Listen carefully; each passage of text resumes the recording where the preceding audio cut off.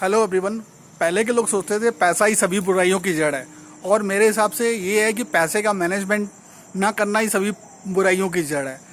For example, आप देखिए कि जो एक रिच माइंड सेट है उसका माइंड सेट अलग है, और जो एक दूसरा व्यक्ति है जो मतलब पैसों से कंगाल है उसका एक माइंड सेट अलग है, वो एक पुअर माइंड सेट है।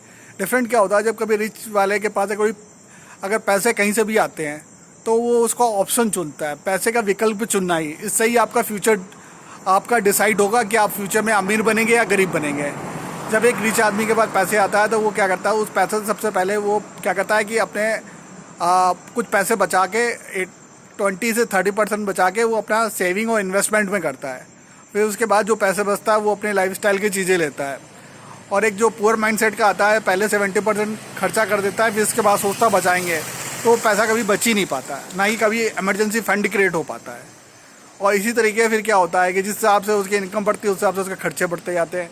तो वो फिर एक प्रकार से वही हो जाता है ना कि आप जब तक हैंडपंप चला रहे तब तक आप पानी आ रहा है, जहाँ हैंडपंप चलाना बंद कर देंगे वहाँ पानी आना बंद हो जाएगा। तो इसका मतलब क्या हुआ कि जब आप फिजिकल रूप से आप कहीं पे भी अगर आप जॉब कर रहे हैं तब तो आप पैसा कमा रहे हैं, कहीं पे आप किसी वजह से अगर आपकी कार्य करने की क्षमता खो दें या समय देना बंद कर दें तब आप पैसे आपके बनना बंद हो जाएंगे।